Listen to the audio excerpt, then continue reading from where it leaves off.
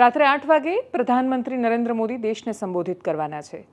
ભારતની સેના તરફથી ડીજીએમઓ અને ત્રણેય સેનાના અધિકારીઓ આવીને પત્રકાર પરિષદ કરીને વિડીયો સાથે, તથ્યો સાથે, પુરાવા સાથે એ વાત સ્પષ્ટ કરી ચૂક્યા છે કે આપણે પાકિસ્તાનના કયા એરબેઝ પર કેટલા હુમલા કર્યા અને શું હાલત કરી। આપણે આંકડા આપી ચૂક્યા છીએ। આપણે જેટ્સના આંકડા શું કામ નથી આપ્યા એ વિષય પર પણ વાત કરી ચૂક્યા છીએ। જ્યારે સેનાની પત્રકાર પરિષદ થઈ, સંરક્ષણ મંત્રાલયે પત્રકાર પરિષદ કરી, ત્યારે એમાં રહેલા અધિકારીઓએ બહુ જ સ્પષ્ટતા સાથે વાત કહી કે અમે ટેરર કેમ્પ, જે પણ આતંકવાદી ઇન્ફ્રાસ્ટ્રક્ચર છે, એને ટાર્ગેટ કરી રહ્યા હતા। સેના વચ્ચે આવી અને એટલા માટે ત્યાં 40 જનાઝા ઉઠ્યા છે। એમણે કહ્યું કે પહેલા દિવસથી ના સિવિલિયન્સ અમારા ટાર્ગેટ પર છે, ના પાકિસ્તાનની સેના અમારે ટાર્ગેટ પર છે। ખૂબ સ્પષ્ટતા સાથે ભયબીન પ્રીત નહીં રહેની વાત કરતા, એનો ઉલ્લેખ કરતા એ કહી રહ્યા છે કે ડર નથી તો પ્રીતિ સંભવ જ નથી। જો એમને આપણો ડર નથી લાગતો અને પાકિસ્તાનના હૃદયમાં ભારતીય સેનાએ નામ સાંભળતા જ એ લોકોનું હૃદય એક ધબકાર જ્યાં સુધી નથી ચૂકતું ત્યાં સુધી એ સુધરવાના નથી। પાકિસ્તાન ડર પછી પણ સુધરે એ વાત બહુ દૂર સુધી છે। ત્યારે પાકિસ્તાન શું કહી રહ્યું છે? તેના ભૂતપૂર્વ વિદેશ સચિવ છે એજાઝ ચૌધરી એવું કહી રહ્યા છે કે પાકિસ્તાને એટલી બધી જવાબી કાર્યવાહી કરી કે ભારતે પીછેહટ કરવાની જરૂર પડી।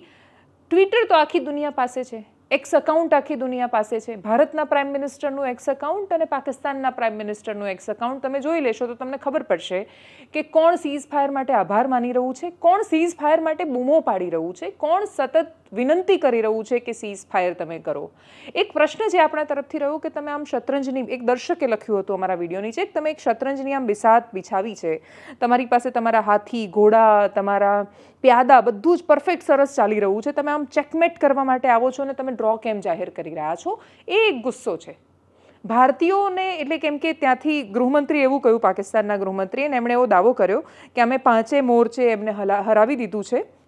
અને એ 5 મોરચા કયા છે? તો કે સેનાદળ, નૌકાદળ અને વાયુદળ। માત્ર એ સેના ત્રણે હારી એવું નથી, રાજદ્વારી અને મીડિયા, એટલે કે ડિપ્લોમેટિક રિલેશન્સમાં અને મીડિયાના કવરેજમાં, ટૂંકમાં નેરેટિવના યુદ્ધમાં પણ ભારત હાર્યું।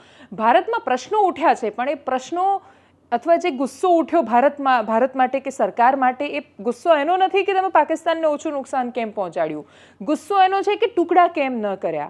આટલી સાદી વાત પણ નેરેટિવની વોરમાં કદાચ પાકિસ્તાનના મંત્રીઓને સમજાઈ નથી રહી। આ જ બધું થઈ રહ્યું છે ત્યારે પાકિસ્તાનના ફોરેન મિનિસ્ટર ખ્વાજા આસિફ તો એટલા બધા ચર્ચામાં છે કે મેં એમના એટલા બધા ઇન્ટરવ્યૂઝ જોયા ઇન્ટરનેશનલ ચેનલ પર, ત્યાંની લોકલ ન્યૂઝ ચેનલ્સ પર, ને જોયા પછી એવું થયું કે જો આ માણસો પાકિસ્તાનને લીડ કરી રહ્યા છે ને એ દરેક ઇન્ટરવ્યૂમાં અલગ સ્ટેટમેન્ટ આપે છે। એટલે CNN પર અલગ જવાબ છે એમનો, સ્કાય ન્યૂઝ પર એમનો અલગ જવાબ છે, એમની પોતાની ટીવી ચેનલ જીઓ ન્યૂઝ પર અલગ જવાબ છે, અને ટ્વિટર પર કશુંક અલગ જ લખી રહ્યા છે। એટલે તમે જ્યારે 4 મોરચે સેમ પ્રશ્નના 4 અલગ જવાબ આપી રહ્યા છો તો એનો મતલબ કે તમારી પાસે જવાબ નથી।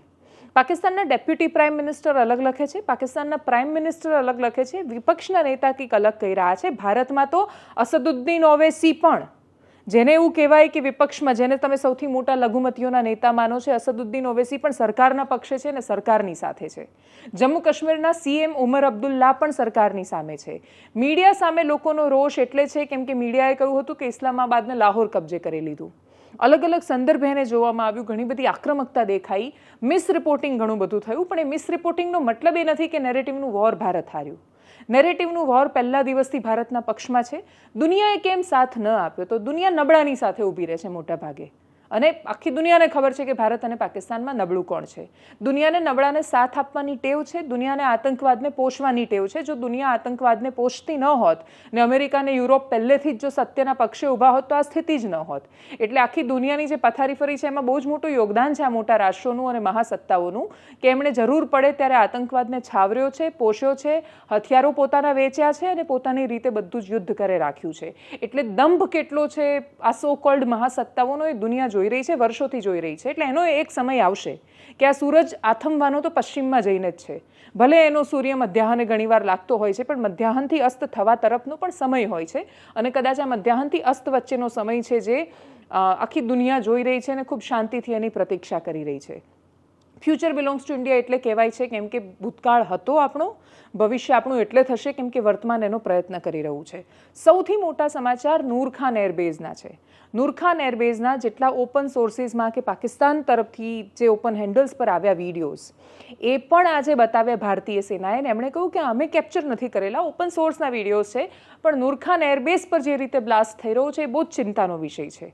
પાકિસ્તાનની એટલે ન્યૂયોર્ક ટાઈમ્સ સહિતના અખબારો એવું રિપોર્ટ કરી રહ્યા છે કે નૂર ખાન એરબેઝ છે ત્યાં જ એમનો ન્યુક્લિયર બેઝ આવેલો છે પાકિસ્તાનનો, અને જો ત્યાં એટેક થયેલો છે અને ત્યાં એના પછી જે 4ની ને 4.5ની તીવ્રતાના ભૂકંપો એક જ જગ્યાએથી પાકિસ્તાનમાં નોંધાઈ રહ્યા છે, અને દુનિયાભરના ન્યુક્લિયર એક્સપર્ટ ને બાકીના બધા લોકો જે ઇન્ટરનેશનલ રિપોર્ટ્સ કહી રહ્યા છે એ પ્રમાણે, કેમ કે આનું કન્ફર્મેશન પાકિસ્તાનથી લેવું પડે ને પાકિસ્તાન કન્ફર્મેશન કોઈ વાતનું આપે નહીં, એટલે આ ન્યૂઝ તમે એને કન્ફર્મડ ન માની શકો, પણ દુનિયાભરના અખબારો જે રીતે રિપોર્ટ કરી રહ્યા છે ને ઇન્ડિયન મીડિયા નથી રિપોર્ટ કરી રહ્યું, બહારના માધ્યમો જે રિપોર્ટ કરી રહ્યા છે એ જોતા, અને ભૂકંપ આવી રહ્યો છે એ સમાચાર છે, ક્યાંથી આવી રહ્યો છે એ પણ સમાચાર તથ્યાત્મક છે, નૂર ખાન એરબેઝ પર આપણે બ્લાસ્ટ કર્યો એ પણ તથ્યાત્મક છે. હવે આ બધી જ કડીઓને સાંકળીને જોઈએ તો આ ઘા જે લાગ્યો છે એ પાકિસ્તાનને એવી જગ્યાએ લાગ્યો છે, અને જો એ સાચે લાગ્યો હોય તો આનાથી ખતરનાક વાત પાકિસ્તાન માટે બીજી કોઈ ન હોઈ શકે.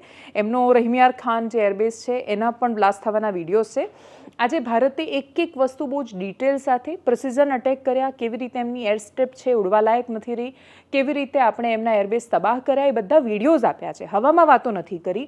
અને તોય પાકિસ્તાન તરફથી થતી પત્રકાર પરિષદમાં એ કહે છે કે 1971 પછી જો સૌથી વધારે નુકસાન કોઈને આપણે ભારતને પહોંચાડ્યું હોય તો આ વખતે પહોંચાડ્યું છે. એની અસર જુઓ તમે, અને માર્કેટ કેવી રીતે માત્ર આબોહવા પર ચાલતું હોય છે એનું ઉદાહરણ, પાકિસ્તાનનું શેર માર્કેટ આજે અચાનક ધૂમ મચાવ્યું છે અને એને સેન્સેક્સમાં એના સ્ટોક એક્સચેન્જ પર 9%નો વધારો થયો છે. એનું શેર બજાર ઐતિહાસિક રીતે ઉપર વધી ગયું, અને એટલું બધું એ પ્લસ જઈ રહ્યું હતું કે થોડા સમય માટે વચ્ચે એને બંધ કરવું પડ્યું, પણ એની પહેલાં જો કે 10,000 પોઈન્ટ જેટલું 11%ની આસપાસ એ ડાઉન પણ થયું હતું, અને યુદ્ધ વિરામને કારણે ફરી એકવાર એ માર્કેટ ફરીથી બહુ જ સરસ રીતે ચાલવા માંડ્યું. જો કે હવે પ્રાઇમ મિનિસ્ટર રાત્રે 8 વાગે જ્યારે પોતાનું સંબોધન આપશે એના પછી એ 20% પડે છે કે 10% વધે છે, તો આવતીકાલનો દિવસ પાકિસ્તાન માટે કેવો ઉગે છે એના માટે બતાવે છે. શાંતિ માત્ર પહેલેથી જ પાકિસ્તાનના હાથમાં રહી છે. જે લોકો એવું કહી રહ્યા છે કે ભારતે કશું જ ન કર્યું ને ભારતે કશું જ ન કરી શક્યું, એ વાત સાથે એટલે સહમત નથી. તમારી મીડિયા સાથેની સહમતિ ને અસહમતિ હોઈ શકે, તમને એવું લાગે કે મીડિયા નેરેટિવ વોરનો હિસ્સો બની ગયું છે, એ બહુ બધા પ્રશ્નો થઈ શકે કે ઘણીવાર ખૂબ જુઠ્ઠું ચલાવવામાં આવ્યું અથવા ઘણું બધું બેઝલેસ ચાલ્યું, અને એ બેઝલેસ ચાલવાના ખૂબ બધા કારણો પણ હતા. પણ ભારતીય સેનાએ કશું નથી કર્યું, બહુ જ અતિશયોક્તિ છે. ભારતીય સેનાએ જે કર્યું છે એટલો મોટો આઘાત છે પાકિસ્તાન માટે. અને રહી વાત યુદ્ધની, તો આપણે યુદ્ધ પહેલા દિવસે પણ ડિક્લેર નહોતું કર્યું ને આજે પણ ડિક્લેર નથી કર્યું. જ્યારે યુદ્ધ ડિક્લેર જ નથી કર્યું ત્યારે યુદ્ધમાં કોઈને હરાવવાની કે જીતવાની સંભાવનાઓ શેષ બચતી નથી. સીઝ ફાયર માટે રિક્વેસ્ટ કોણે કરી અને કોણે આપ્યું એ પ્રશ્ન છે. સરકાર તરફથી નેરેટિવના બહુ જ બધા પ્રશ્નો ઊભા થયા. સૌથી મોટી વાત, સીઝ ફાયર કર્યું તો કર્યું, એની જાહેરાત અમેરિકાએ શું કામ કરી? જો સોર્સિસ એવું કહી રહ્યા છે અને બધા એવું કહી રહ્યા છે કે ભાઈ કોઈ ત્રીજા પક્ષનું ઇન્ટરફિયરન્સ જ નથી અને ત્રીજા પક્ષે કશું કર્યું જ નથી, તો Donald Trump back to back tweet કરી રહ્યા છે અને આપણામાંથી કોઈ જ એમને જવાબ પણ નથી આપી રહ્યું. એટલે એ વારંવાર લોકો યુક્રેનના ઝેલેન્સ્કીનો વિડીયો વાયરલ કરીને કહી રહ્યા છે કે એ માણસ એટલા નાના દેશનો પ્રતિનિધિ સરખામણીએ એ ઓવલ ઓફિસમાં જઈને જવાબ આપી શકે છે. એ કહી શકે છે કે ભાઈ રશિયાની ગેરંટી કોણ લેશે, આપણે પાકિસ્તાનની ગેરંટી નથી લેવડાવી શક્યા અમેરિકા પાસેથી. તો એ એક પ્રશ્ન છે કે જે છૂટી રહ્યો છે. પણ એના સિવાય જો આપણે ઓલ ઓવર વાત કરીએ તો ભારતીય સેનાના પરાક્રમ સામે ક્યારેય સવાલ નથી થયા. 1962 જેવા યુદ્ધમાં જ્યારે આપણી પાસે એટલા બધા હથિયારો નહોતા અને તોય આપણે જે રીતે લડ્યા, આપણે ન જીતી શક્યા તોય આપણે જે રીતે લડ્યા, એ આપણો એ લાંબો બહુ ઇતિહાસ રહ્યો છે. સીઝ ફાયર પણ આપણો ઇતિહાસ રહ્યો છે. એટલે ગૃહમંત્રી અમિત શાહનો થોડા સમય પહેલાંનો જ 2023નો દેશની સંસદનો એક વિડીયો છે જેમાં એ પોતે જ કહી રહ્યા છે કે આપણે 3 દિવસ પછી સીઝ ફાયર કર્યું હોત તો પીઓકે આપણું હોત, આપણે સીઝ ફાયર ખોટા સમયે કર્યું. એટલે જે સરકારો એમના પગમાં આવે ત્યારે એમને સમજાતું હોય છે.